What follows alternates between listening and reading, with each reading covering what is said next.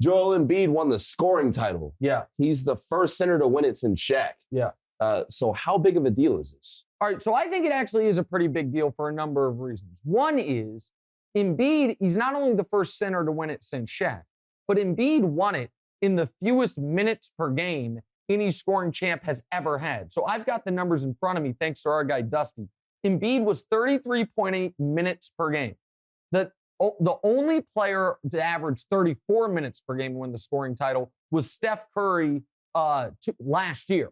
The fewest minutes per game any big has ever averaged to win the scoring title was Shaq at 37 minutes per game. So you could argue that Embiid had, in modern NBA history, was the most successful on a per-minute basis scoring big we've seen in 50 years. So I do think that's meaningful. I also think it's meaningful that Embiid was available for way more than the minimum required games because LeBron was going to win this thing, but you got to play 50. I've got a question. Yeah. Should LeBron have gone for the scoring title to salvage one of his worst seasons ever?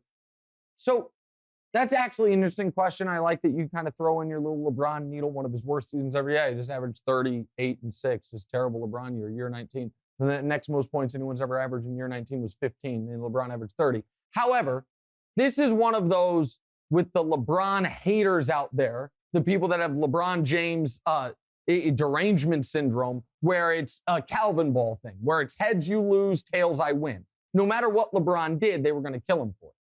And if LeBron had played in the final two games, because you have to play 58 games to be eligible in the scoring title, and he played 56. And if he had played in the final two games and scored 30 in each game, he'd have won the scoring title. People would have crushed him for that. You know that, and I know that.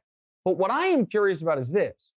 Are the people who loudly and angrily argue that LeBron James was sacrificing wins, that LeBron James was putting his team in a bad position, not doing what it took to win because he was so obsessed with the scoring title, are those people going to come on television and apologize for being as dead-ass wrong about anything that anyone's ever been about in sports? When LeBron had a chance to win the scoring title, but because his team was eliminated from playoff contention, he just didn't play.